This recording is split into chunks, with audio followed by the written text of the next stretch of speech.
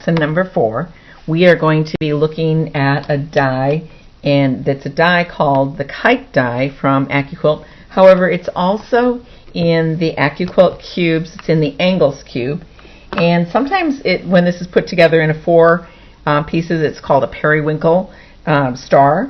And this is the main part of the die piece. Now this is the corner over here. This is on an 8-inch cube, and then on either side we have these pieces, which are called a half rectangle. Now a half rectangle is part of the specialty ruler set that is, I'm showing you the Nifty Notions one, and so here is a bias triangle, and then this piece is a half rectangle. And as you can see, it's one of those left boot, right boot things, so it is directional for those half rectangles. Now how that piece fits on here, though, is that it fits so that it squares it out. So notice when I put that ruler in those places, it fits in there. Typically we see it like this, where it's up against a bias triangle, and that's how it fits onto those units. Now there is not a way to cut this piece out with a specialty ruler. As you can see, it's the wrong angle for this. It doesn't work. This is a right angle down here. So I am going to show you another way to make this with a specialty ruler, and it's actually going to be more like a template piece. So you can cut it as a template.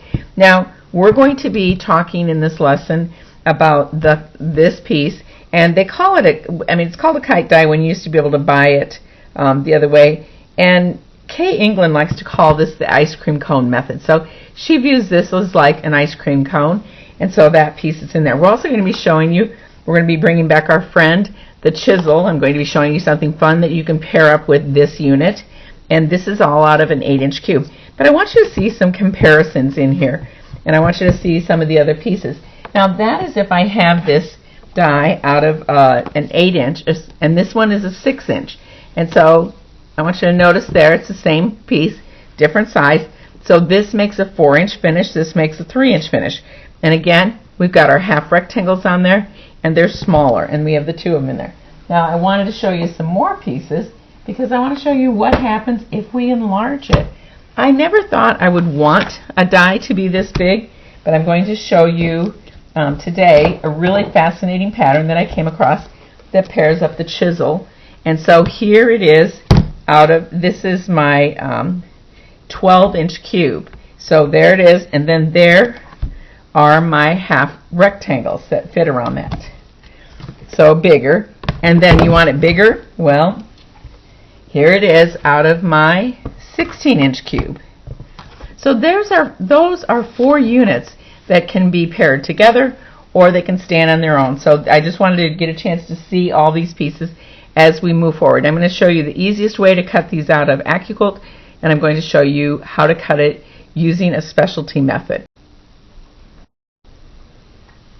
The first one's out of a sample, out of a 6-inch cube. So this is 3.5 inches over here. So if I lay my rectangle ruler down on this, I can see that the square that this fits on right here to here, if I line that up in that corner, is 3.5 inches right to there, which means I need some clearance about 4 inches or more.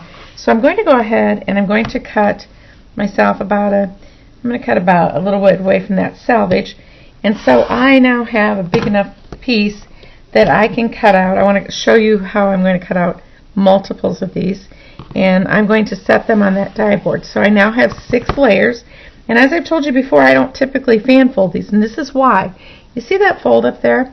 It kind of distorts where I'm going with it. So I'm actually going to cut that piece off because I want it to lay flat on this. Now if you notice, the wrong sides of my fabric are together and some right sides, and it's not going to make a difference on this one because it's not directional. So I'm going to go ahead and lay this down on there. I want this corner, I want that to be a 90-degree angle down there. So I'm going to line it up with that corner. And if you notice, that's slightly askew, and that's because our dies they're not centered the same way. So the distance from here to here is different than the distance from here to here. That way then when the fabric goes through, it's going at a slight angle to the weft and weave of the fabric. And AccuQuilt would tell you that when you send it through, you should send it through the length of the cutter. And if you start having problems with things not cutting, then I would check that out. But I don't find it to be terribly fussy that way. Now the next piece that I want to look at are these are the half rectangles. So those half rectangles, and this is hard for you to see on camera, but this fabric does have a right and a wrong side to it. So each time, so when I am sending this through, I have the wrong sides together on this, and that way I'll get a left and a right of these pieces. So when I go in and I measure this piece, it is about close to 3 inches by, again, a little bit taller than that 3.5. So I'm going to go ahead and I'm going to cut it at this size. I'm going to trim it down a little bit because I can send 6 layers through. So here we go. I've got this piece at about there. That. So here's 4 layers. Here's 6 that I'm going to send through the cutter. And then I have 1 extra layer that I'm going to send through the cutter because I want to get 8 of these. Okay, so I'm going to head over to my cutter and do my cutting, and we will come back and revisit this topic with finishing up and showing you the layouts that we've created here. So the grace when I sent these fabrics through, this fabric in particular was a lighter hand than this fabric. And this happens now and then. And the gray good, G-R-E-I-G-E good, is the raw fabric that they are doing their printing or laser printing on or screen printing on. And so sometimes it performs a little bit differently, and sometimes you'll see something like what I've got going on here. You see how those little fibers are sticking in there? That's why next to my AccuQuilt I have a pair of scissors to cut those. You can probably even see, you see that dye underneath there? This fabric is a thinner weight fabric, and so sometimes that top layer doesn't cut as well. So I'm going to take some scissors and I'm going to snip that out there. And I keep those right next to my AccuQuilt. Wipe the static off, pull this off, and I've got these pieces in here. Now, this is kind of an important piece that I look at sometimes because you can actually do a reverse of these pieces. And let me show you what I just did there. I removed those extra pieces because the reverse of these guys, I could actually, not with that salvage of course, but I could put these back down and send them through my AccuQuilt and cut them. Now this side won't fit well enough for me to use. But if I would have instead cut these a bigger square, like instead of like a 4x4, maybe a 4.5 by 4.5, I could probably get out of that remainder fabric reverses of these things. So that's something that's a design element to think about. So let me set these guys aside, and I want to show you what we're going to build here. So the neat thing about the kite die is a lot of times this is how we see it. We see it with the pieces in there like this. Now the first times you sew this together, you're going to probably do like me, is you're going to, we're always tempted to do this. And you can see that while you can do it, it's not going to fit together with everything else. It's going to be a really funny shape. And you will probably sew it that way a couple times. Now and again, said from somebody who has done this before. And I can see my right side and my wrong side. Now, the way that I just laid that out, you can see this piece in here. This is that bias triangle that is also in the AccuQuilt. And so this is one way to lay this die out so that you have the points turning from the center out. And I believe, like I said, I think this is sometimes called the periwinkle. And so it's one way of putting this together. Now what you're seeing in the middle of that hole will not be there. It is there right now because of the way that I'm laying this out, and it's all the seam allowances that are in there. Here we go, like that. Now I want you to look at this way. So I want you also to look at it if we were to turn these around. Do you see what happens? You have an interesting block this way. Now we're going to turn the whole thing around. We're going to turn all the blocks around so that the points come together in the center. This is probably one of the more typical ways that you see this put together. Look at how fascinating that is. Turn it around.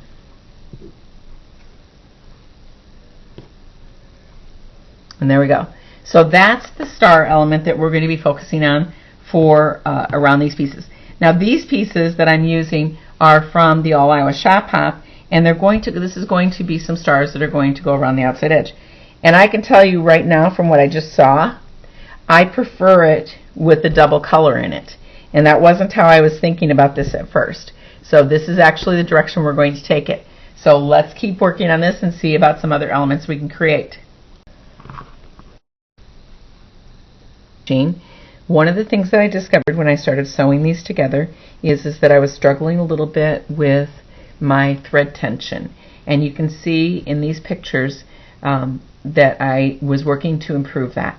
And my first picture, it shows before I made any changes, and then the next two pictures shows when I made a change and then finally resolved it by making the second change. My recommendation is when you start having problems with your machine, tension or anything like that, what you're going to want to do is you're going to want to check these things. One is you can rethread your top needle and then sew a little bit. That's what I always recommend. Rethread the bobbin, then sew a little bit. And then what I'm going to do and I'm going to change the needle. So that was what I had done. I only started with changing the needle. Then I sewed some and did some other pieces and still had that thread pulling. Then I took apart the bobbin out of the bobbin case, cleaned out the bottom, and then oiled it. And then it resolved my tension issue. Now, looking back at the picture, here we have the blocks that we had created. One of the things that I discovered that probably affected that, I mean, certainly if my machine needed to be oiled, it needed to be oiled. But this fabric, again, is a lighter weight fabric than this fabric. So, that's going to require a little bit of a different needle. It's going to make sure the needle is as sharp as possible. And so it could be that both things were an issue. Now, I did 2 blocks. I went ahead and cut a little bit more because I was really entranced by this difference in these pieces. This also shows this is a 6-inch finished block. I love how sweet the size of this is. It's a really great way for these fabrics to have done the first test block. Now, when I put them together into the 4-patch, what happened here is that I realized that 2 of my blocks I typically would finger press these away from this centerpiece. However, when I went to put it together, because I did my finger pressing and I used my point-to-point turner to do that pressing, I was able to boss those seams to go a different direction. So the opposing pieces I found worked better if I pressed them towards them. So then I had interlocking seams, and look at how sweet they turned out. So I did that on both of these pieces. And again, I don't press it until I'm done with the block, or a lot of times until I have sashing in there. But I love how sweet this looks. I'm not sure what size I'm going to go to, but I want to look at another option that I wanted to play with for this. So we're going to move on, and we're going to look at another way to do this kite block. And we're going to call it the kite block because they're viewing these like kites. And so we'll go ahead and play with that and look at some other ways to do this. I have this map of Iowa that is a panel that I've been wanting to work on for a while, and I've been trying to figure out what I want to do with it. It is plenty busy, but it's got a lot of really fascinating things in it. The elements that are in there are 99 counties in the state of Iowa, so each one of those is done as this intricate, beautiful patchwork on there. And I simply adore this panel that was designed for the All Iowa Shop Hop. And then I've got this other piece that has squares in it. And the squares are put into rows, and the size of each of those squares is about 6 inches, which means that if I was going to cut the squares apart and finish them down, they would finish at 5 1/2 inches. Now, I went ahead and I picked up 4 panels because I'm going to show you something really fun that I've always wanted to do with the star that we're working on. And so let's get to it. Now, I decided that out of the panel, the butter cow. So Iowa is known for the Iowa State Fair, which is actually one of the most popular entertainment pieces in the United States. It's really well known, and it's a great fun time to go to. So what I started off with is that the butter cow wasn't interesting to me as a pattern. Now it's going to become interesting, and you're going to see why in a little bit. And so what I did was I cut out of the 4 panels, I cut out 4 of the same cow. I made sure that this corner was a 90-degree angle because I'm going to use that match point. And what I did was on my AccuQuilt, I sent through with my 6-inch this element, and I cut it on paper because I wanted to make some templates for this. You can cut paper with your AccuQuilt, and it's not going to dull it any faster. It's it's not going to cause the same issues as you have with sewing scissors. So what I want to do is I want to stack up these 4, and how I'm going to do that is I'm going to go through these points. Now I can start off with stacking my corners because I feel pretty confident that I got this lower right hand corner, the right size. I'm going to put the biggest one here on the bottom. At first I thought I was going to be able to get some of that Iowa out of everything, and I kind of gave up on that. And so this first one's just going to be my test piece. And so I've got that bottom corner. Now what I'm going to do is I'm going to take flathead pins, and I'm going to go into an element on the design, and I'm going to go through all of the layers, and I'm going to check to see how I'm getting through that corner. And I'm going to scooch that one over just a tiny bit. I'm pretty close to the same design piece, kind of like matching wallpaper. So I'm going to go ahead and I'm going to put a pin right there. I'm not going to take a whole lot of fabric because I want to be able to shift this around if I have to. And then I'm going to go to this other section, this other corner, and I'm going to go through all the layers and make sure that I'm approximately in the same space. Now this is not going to be exactly perfect, but it's going to be pretty close. And it's not going to matter in the big grand scheme of things. Sometimes this is the elements that we talk about with doing kaleidoscopes and things like that. So we used to do this a lot of layers and different pieces. And so what we're going to do is we're going to use this element and we're going to cut it with the AccuQuilt. I have done stack and whack with AccuQuilt. I've done it with an equilateral triangle, and it's a whole lot of fun. But what I want to show you is that as I go in there to cut these pieces, now first off, I am not sending these pins through underneath my mat at all.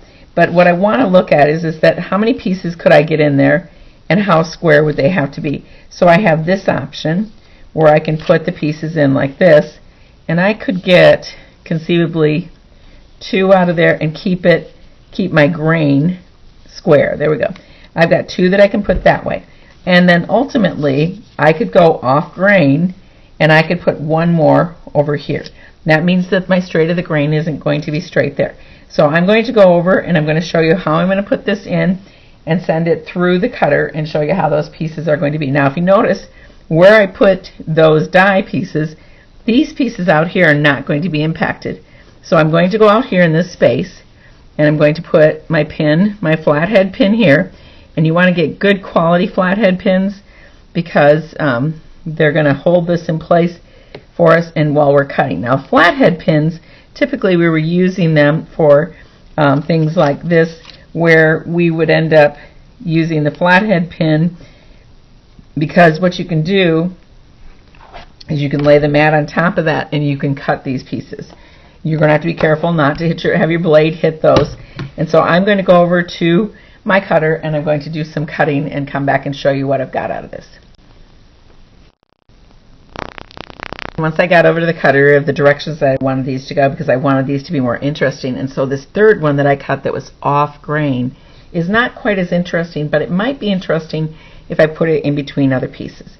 And so I want to show you what happens here when I put these together. Now keep in mind these will be put together with the noses together of these pieces. So therefore it's going to look like this. So you can probably see already one of the most interesting features of this tessellation isn't as much what I was worried about, but it's this little bit of edging that was in here that all of a sudden created something fascinating there. Now keep in mind I'm going to lose a 1/4 inch in there, so it's not going to be quite as interesting. And what you find is when you do things like this is you get interesting things out of things that you were trying to avoid, and the stuff you thought was going to be fascinating doesn't turn out quite as interesting. But look what's happening here. Look at how fascinating that one is. That's very interesting. And, you know, my feelings won't be hurt if you don't agree with me. And then here's the next one. You don't even think about these guys as being tessellations. So on this one, I got a little bit of that edge out here, but again, it's probably the 1/4 inch is probably going to eat it up. this is probably just going to look green in there. So, you know, whether this is interesting or not, it's going to be something that I'm going to play with a little bit. But the other part of it is that the butter cow was the least interesting of the blocks in this. Here's some of my other blocks. So I've got other things in here that are going to be perhaps more interesting. That corn is going to be pretty fascinating. The flowers are going to be interesting. The oak tree is going to be interesting. The Capitol building. And then even these pieces in here, what's going to happen with them. So I'm going to play with them a little bit more. I can tell you that right away I can see I'm not going to be so concerned about trying to get 3 out of these. I might only get 2 out of them. But I'm going to play with this a little bit and bring in my background fabric and see what happens with that. So I'm going to get to sewing. Realize that I took the 8-inch cube, which would give me bigger pieces. And so what I wanted to do is I wanted to see how many of them could I fit on this piece. Now watch what happens when I come down here. If I come down here, I'm going to pick up some of those words. And then I could keep this straight of the grain. And that's saying I had this bottom line in there to do those pieces. So I'm going to go cut these 2 and see what the elements look like.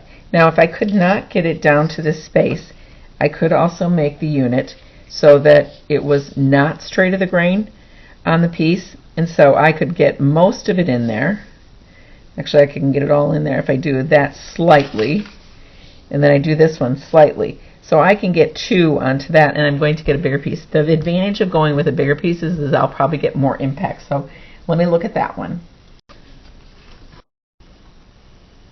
This is when I took and I used my larger AccuQuilt die, my 8-inch one, and I cut only 2 pieces out of there. So you can see when I did that I had to make some sacrifices on the grain. However, and these, I mean, you can put them together, but they're not, I mean, it's just going to be like, you know, the cow's head is chasing the cow's udder. You know, that's not really what I'm trying to accomplish here. I'm trying to get a tessellation. And so if these are the other pieces that I had just sewn together. So this is what it looks like with the 6-inch cube. And so I've got some kind of fascinating pieces happening there. My question though is that is it worth making a whole bunch of these little pieces to get more pieces that are in there? And sometimes, you know, I mean, just putting these guys together is just fun to see what happens with this. And there are some really appropriate things for this.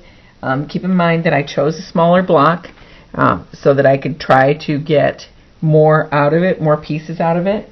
But I think it's worthwhile to explore to see would it be a more interesting block if it was a larger piece and then you could actually see some elements of this.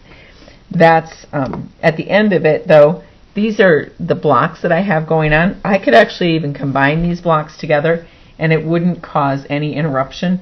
So I'm going to lay them out with my panel. I'm going to play with more blocks.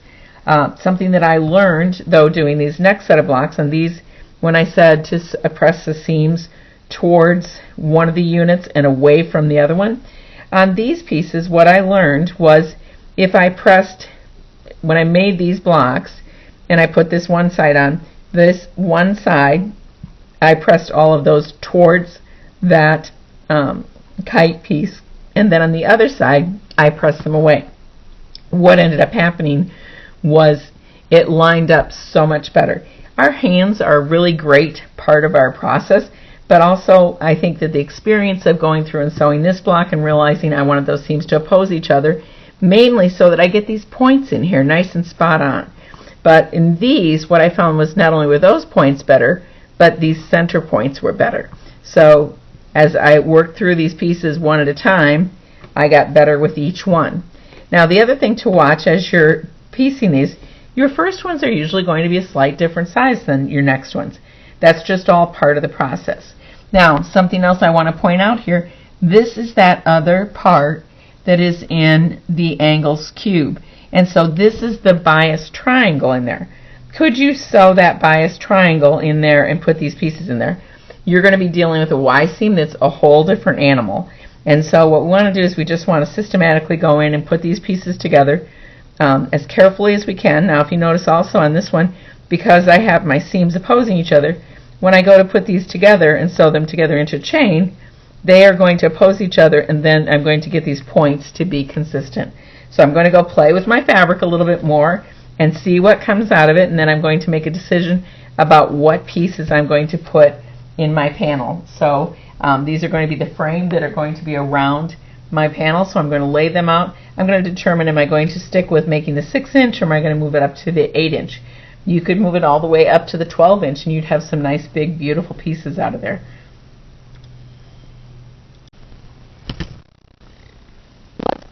And we're now going to review, if I was going to make that kite or ice cream cone unit, and I was going to make it like into using an 8-inch cube. What I'm going to do first is that, so it would be a 4-inch finish, which means that I need to cut a strip that's 4 1/2 inches out of the main part of the kite. And then I'm going to trim it down into a 4 1/2 inch square. So trim this off. Then I'm going to trim this down.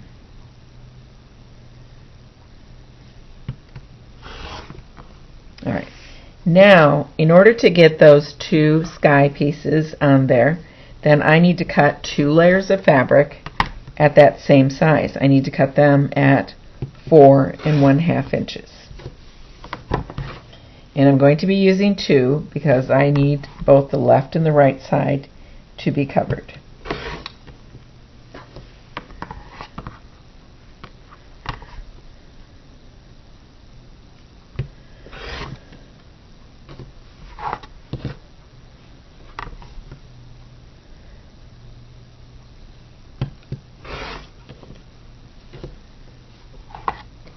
So when I go to do this, we are going to be layering them on top. So I'm going to go get a marker to be able to, a fabric marker, in order to show you how to do this.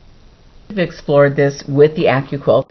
Let's look at doing this as a traditional method. The ice cream cone method cannot be made with most specialty rulers because there is not a die to be able to, there's not a way to cut that ice cream cone corner. So what we're going to do is we first have cut out our 3 squares. So we have our background square, which is the kite, and then we technically have the 2 skies. And so we're going to lay one of the sky fabrics on top of the kite fabric, and then we are measuring over in the upper right hand corner 1/8 of an inch over from the corner. And then on the bottom we're going to find the halfway part of that, and then we're going to measure 1/8 of an inch to the left of center. And then we're going to fold that back. We are going to press that, and we're going to then trim out that sky fabric so that it's square. So that base square is still square. So if I cut that at 4 1/2 inches, what you're seeing in this picture is still 4 1/2 inches. Now we're going to look at the left hand side, and on this one we're going to look at the line where they're showing you, and technically we're going to be making a line in that same space on the left side. However, we're going to measure over 1/8 of an inch from the upper left corner. Then we're going to measure over 1/8 of an inch that is going to be right of center. And so then we're going to be, putting that fabric on top, and this is actually where we're going to mark it. And so then we're going to be sewing on that line. We are going to flip that back. We are going to press it. Then we're going to trim it out. And voila, there we have it. Now, let's look at if we do this on our own fabric. So on this piece, you have a couple of choices in here. And I want to show you some things that some marking tools that you can mark this with. So one of them is, and I'm going to get another piece of fabric because I don't want to mark on what I'm working on. But one of the things on the back of your point-to-point turner, you have what is called a hera. And a hera can actually draw a line in something. You see what just happened there? So you can use that point-to-point turner. Another way to do this is that I have a fine point. So I have a 2-pointed marker. And this marker is, it's not an air erase, it's a water erase. You can use an air erase, but I like the fine point because it's going to give me a nice clean, simple line. Now another way you can do this is some of you have this in your vintage supplies, is you have one of those, the chalk pencils that is silver. You can use that. I recommend you not use a Frixion pen. Frixion is designed to come off with heat, but it wasn't designed for the fabric industry. It was designed as paper, and they just happened to find out that it works for doing that. Another favorite tool of mine is, this is a shock aligner, and so you can take it along the side of that ruler and you can mark it in there. Now, even though this is light fabric, I can still see that line because it's that fine point of the chalk liner. I don't recommend you use yellow or pink because those do leave a line in there. Now, as we look at this, I'm going to start off with making a line so that you can see it with the blue on this. Now, when we look at the center of this, we can find the center this way, and this is my preferred way to do this, is that I'm going to take this and I'm going to use my point-to-point turner and I'm going to press that into place. And I love that because that finds where my center is very easily. I don't have to do any math. Now, if I want to come in here and find 1/8 of an inch away, I have a couple of choices. One of my choices is that if I use this ruler and if I get that mark right down there, that's 1/8 of an inch on the corner. That means this is 1/8 of an inch away from that corner. And then what I have to do is I have to line up this bottom section 1/8 of an inch on this side. So what I'm going to do is I'm going to measure, and I'm lining up my center line with my 1/8 inch mark right there. So I've got a 1/8 inch mark, and you can see how thick that 1/8 inch mark is even on the, that's not the fine point. Hello. I'm going to turn it over this way so it doesn't mess things up. It's always good for you to see me make mistakes on camera because then you realize that, yep, I go through the same things you go through. All right. I don't get mad about myself. I just don't get mad about it anymore. I guess I don't think I've ever gotten mad because I just figure, you know what, it's a mistake on my part and it's not a big deal. And I'm a solution maker. I think that that's the key. I think you have to tell yourself you're a solution maker. I think that that is probably a great gift of most sewers, and probably because we know how to fix things. You know, a hole in the pants, you know how to fix it. You're a solution maker, and you need to talk to yourself that way. Now, I've got my 2 points in place. Now, again, I could take this point and I could measure it 1/8 of an inch from away from there. I've got this point down here that I'm going to mark, and then I'm going to come in and I'm going to use my Hera. It's because it's my favorite one. Look at that line. Even you can see that on the white on white. Now, another choice that I have is I could actually lay this other fabric on top here. Now, I cannot use this fabric on top. I cannot leave it there. But when I go over to my sewing machine, I can do all this at the same time. So I'll have my other piece already marked. So I'm going to go in here. I'm going to mark that bottom corner. I'm going to come in here. And first off, I'm going to find my 1/8 of an inch away from that corner. You're going to get to the point where you're going to eyeball this one. I really guarantee you that one. So then I'm going to line up my corner mark there. It's 1/8 of an inch here. And then I'm going to take my hair in there and I'm going to mark that. So now, when I go to my sewing machine and I make this mark, then I'm going to be able to put that on and flip it back. Then when I make my other mark on my other, when I iron it and trim it out, then I'm going to be able to put my other piece on there, and I'm going to know that. So I'm going to head over to the machine, and I'm going to show you what my results are. First piece on there, and I'm flipping it back. I'm going to turn it over this side, and I'm going to trim it out.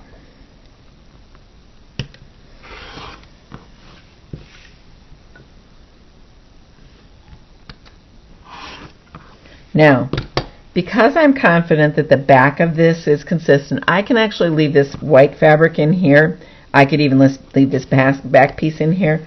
But I am confident that that outer corner is square. The only thing is this is a bias edge. This is a bias edge. So do I trim these other fabrics off of the back? I think it depends on your confidence, but if you're going to do that, you could actually trim both of them off. I would trim them 1/4 of an inch away, like that. And there we go. Okay? So let me go back and do the other part now. I have my other side sewn, nice and clean. I'm going to first, before I go any further, I'm going to trim out this back side of it. Now while this is more steps, here's something I know I'm confident about. I'm confident that this outer piece of this is still 4.5 inches. So in some ways, making this the way that it is going to be more square than piecing those two sides on. It's more steps, but it's going to come out very square for you. There we go. Voila. Now if you wanted to make this a 3-inch finish, this would be 3.5 inches square, 4-inch finish, 4.5, etc. So you can make this all these other sizes. And there's another pattern we're going to be showing you, and it's going to use this same method to be able to figure out all these pieces. And it's a pattern where you're making multiple sizes of this ice cream cone. So the size of all of these squares is what size the ending block will be. So for example, in the example that you have in your handouts, I'm telling you to cut those 3 fabrics at 4.5 inches. And you can see in this first image, we're stacking up just the kite and then the background on top of it. And then what we're doing is that we're sewing on that line 1/8 of an inch over in both sides, and then we're flipping it back, and then we're trimming it down. So on this one, when we started off with 4.5 inches, it's still going to be trimmed down to 4.5 inches. So what it did was it just created that first element, which if you were doing it's called a bias rectangle, and then the element that we're building is called a kite. And you can do the same thing when you do like the spiky peak that we've talked about before, and it's something we will be exploring actually in this lesson as well. And so when you go to put the other side on, again, you're still putting a 4.5 inch on top of that. And this one, it's showing you about where that line is going to go. So when you mark it, you can see where that sewing line is going to be. Now don't go exactly by the picture, because that kite is not accurate to how you're going to be making it. Once you do those measurements, you're 1/8 of an inch on either of those. And now this is putting the other side on, and the same exercise is what we did in the first step. And so it's 1/8 of an inch to the right of the center, and it's 1/8 of an inch over from that corner. You can do these with 6.5 inch squares. You can do them with 3.5 inch squares. You could do them with 2.5 inch squares. They'd be tiny, but yeah, you could. And so then this is putting the other side on and then flipping it back and then trimming it out. And so now you have your kite. Now, surprisingly, even though it seems like a lot of monkeying around, it isn't. It does not take all that long to do this way. My preferred way, of course, is using the AccuQuilt and cutting them out accurately. But I always like to honor that you get to see how to do this traditionally. And keeping in mind, this is just something for your toolbox. It's the only way to put this together. Otherwise, now the other one is the pattern that I'm giving you. There's a pattern that has templates. You could cut all these out with templates as well. So that's another option.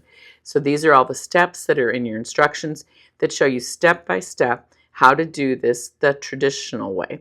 And so as you get these pieces done, we're first going to start off with just making them into an 8-inch finished, because that's all the instructions that are in there. But you can do anything with it. Now this is the way of putting it where you put the bottoms of the kites together. And I chose, after playing with it, that I really like that 2-color. I've seen this done with 1 color entirely. And the cool thing about this is that you have options, and you're going to see some examples of different ways to do this. But another way you could do this is you could turn those around so they go outside, which is really a cool way of doing this. Now those are those bias rectangles around the outside edge, but once I built this block, it occurred to me, so if you're with AccuQuilt, you also have the square that's in the angles, the triangle that's in the angles, and you could have sewn this together as an X. So you could reduce all those seams. You see this a lot of times and it looks really complicated, but with AccuQuilt, it's made it so very easy. And as I was playing with the blocks, I also came up with another version of the same block. Look what happens here. This is mind-blowing. So you have the same block, but you're changing the colors up. So look what's happening there. We've got those kites, and what they're doing is they're turned at about a 45-degree angle. And what happens is you get this great little tessellating star in the middle of this, so easy. And so I changed the colors up a little bit so that it shows up there. And at the end, I'm going to show you some examples of what quilts look like with this. Now, as you see these pieces, you're starting thinking about your scraps that you have. This can be done in reverse as well. Now, when I got my pieces done, I came across an unfortunate discovery because it sent me down a rabbit hole. So I got some of my periwinkle stars, that's what I've seen them called, and I realized that in the 16-inch cube, I can actually put those together. I was able to cut out the All Iowa Shop Hop, the squares, into 6 1/8 inches out of a 16-inch cube and pair it together. So here's what I did was I took these squares that were in the All Iowa Shop Hop panel and I was able to trim them out. And so you're seeing here what I did was I roughly trimmed it out so that it was a little bit of ways from this. And then I took those squares onto my AccuQuilt. And so in this one, I'm cutting out actually the border that I put around the panel first. So I'm cutting that 1/4 of an inch away from that edge. And so I put it on the top and the bottom of my panel, my Iowa panel. And this is when I was still planning on doing that. It was during that time that I discovered those guys could be put on that 16-inch cube and I could get them to 6 1/8 inch, which means that I can set them on point. So people who did Hidden Stars with me as a Mystery Monday, you know what I'm talking about. So I put these in AccuQuilt. Now notice the edges of those are a little bit, you can sometimes see a little bit of the salvage. It doesn't matter, it got sewn into it. So this is when I experimented with like what happens if I put that together. Now you're looking at it on point. Turn your head about 45 degrees and you can see how cool this looks set on point. And so what I did by doing it on point this way, I was able to keep the direction of those pieces going vertical because I have like a tree that's directional. And so I laid it out. I first grieved and I was like, dang, I got to keep sewing more of these. And look what happened here. Isn't that amazing? So what started off as I'm going to make a little border for this panel has turned into its own quilt. And now my panel is probably going to go on the back of it. I mean, it'll still be fascinating, but I want you to see, I mapped it out in quilt design software and look what that looks like. So you see I've got squares on point and things like that on the for the outer setting, which we've talked about before, the side setting, and then all of my pieces in there. And this is how I made it out into making it with 12 blocks. Well, the squares that are inside, those panel squares, are so interesting. This quilt has to be bigger. And so I'm still working out of my fat quarters. I have plenty of fat quarter fabric to work with for this. And so I'm not really worried about it. It was a blast to work with. I loved putting this together, and I'm anxious to get going on doing the rest of these. So I'm sure that's going with me to the next retreat. So as I was playing with this, I came across this block that I have loved this block for a long time, but I really love it now because I get to show you how to pair together the chisels along with the kite die, and it makes this beautiful leaf. And so it's a pattern that I've included. You'll find it in the email that I sent you, and it's attached to it. You can see the breakout of this. Now, I did not change the instructions in there because as you can see, those chisels, together, you can make those into using a 1/4 square triangle. This is what the finished quilt looks like. Now, there are two versions of it. However, when you look at these, I don't want you to get caught up in reading all the instructions for making those little ones in between. We'll explore what that looks like to make those if you want to make it this way. I mostly got caught up in making some leaves so that I could put them together into a table runner. That's kind of how I started because I thought if I get bored with this, it'll be a table runner and it will be finished, and there you have it. Now, on the pattern, it shows you where I'm taking a 3/4 inch strip of batik fabric for the stem, and I'm pairing it together with my half square triangles. So these are my large half square triangles. And when I took those, they're die number 3. And so what you're doing is I'm sewing on those half square triangles to either side of this 3/4 inch strip. This is to make the stem. So this is the way in the instructions you received, shows you how to do this, but I'm showing you how to put that together. Now, this time when I'm doing this, I'm pressing it towards the triangles. And that's because the first time I made these, I didn't do that. I pressed it towards that piece, and it's so tiny that it was almost impossible to deal with. And so what I did at this point is I pressed those pieces out, and then I turn it, and then I'm going to be trimming it down into 4 1/2 inches. Now, when I line this up, I found, like, do I center that on that brown line? What do I do? And, I figured it's a leaf. Close is good enough. And, if you want to lose sleep over that's not perfectly square in that, give it to your sister. She loves you. She won't even look at it as harshly as you do. But this is what I chose to do because I figured that's the way it is. I don't know how that leaf fell on the ground. And so as I'm looking at this, and I went ahead and trimmed it out with the 4 1/2 inches. Now this is in that square and rectangle ruler set from Kay England that she designed. I love it because the squares are in there and you can find exactly where they fit in. It was really a fun way to put these guys together. It was a lot faster than I thought it was going to be. So you can see on this one, the seams are pushed out towards those outer pieces because that's a little, my first one I did, I'll turn it over and you're going to see I pushed the seams in. Then I did this silly thing like trimmed the seams down. It was a hot mess. I wouldn't recommend it. The other piece that I looked at when I did these guys is that the learning that I was doing on this is what I was aiming towards. And you can see that stem's not exactly in that piece and I'm okay with it. It's beautiful.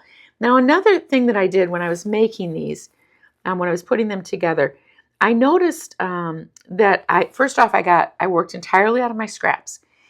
I would recommend you might think of not trying to match them all in one leaf. So I have painted myself into a corner. These are all entirely scraps. I cut all of my batiks up that I had into squares or into units that I can use to make these. And so the colors in there are all sorts of different bright fall colors. The backgrounds, this is where that little part of me came out and I'm like, oh, I'm going to match all the batiks together. I still might go scrappy with the rest of them, but for these guys, this is what I did, was I matched them all within one pattern. I would recommend you not do that next time. I am working entirely out of scrap lights out of these, and it kind of drove me crazy. Like, is that batik exactly like that one? And so the other piece that I did when I made these is that I cut out only enough for like 4 to 5 blocks, and I just worked through that. Now the other part, I loved working out of batiks out of this because you can see there's a left and a right to those chisels. I did not want to mess with it that I have to remember how to cut them. So I just cut a whole stack of them, knowing I could turn them over if I needed to, and several times I did. I also only worked on one block at a time. It would take me a while to get a rhythm in place that I could get these so that I got the leaves scrappy enough for my liking, and that's part of knowing who I am and how I work. It is how I hear you talk about how you talk about yourself and how you work. I want you to be okay that you are a very creative being, and the process of doing things this way can get messy. And I want you to be okay that your sewing room could get messy through this whole thing. Sorting through the fabric gets messy. It's also why I cut down all the fabrics. I had a stack that was I think it's about 9 yards of fabric of these batiks. And I could tell that I'm not a huge fan of these because it was a mishmash of all these colors. But I'm a huge fan of them the way they're coming out in these blocks. And so by trimming them down into units that were 5 to 7 inches square, I know that I can use them on these dies. So this is the break apart of that die. And you see our kite element is in that upper corner. So if you're doing this traditionally, you absolutely have that ability to do that in those pieces and just do one per block. And you can see on the lower right, I've got where the stem fits. And so when this goes together, by putting those chisels together, we've already explored this, I could have cut those as quarter square triangles in there. Now you'll see it in your chart, but I did not include those instructions.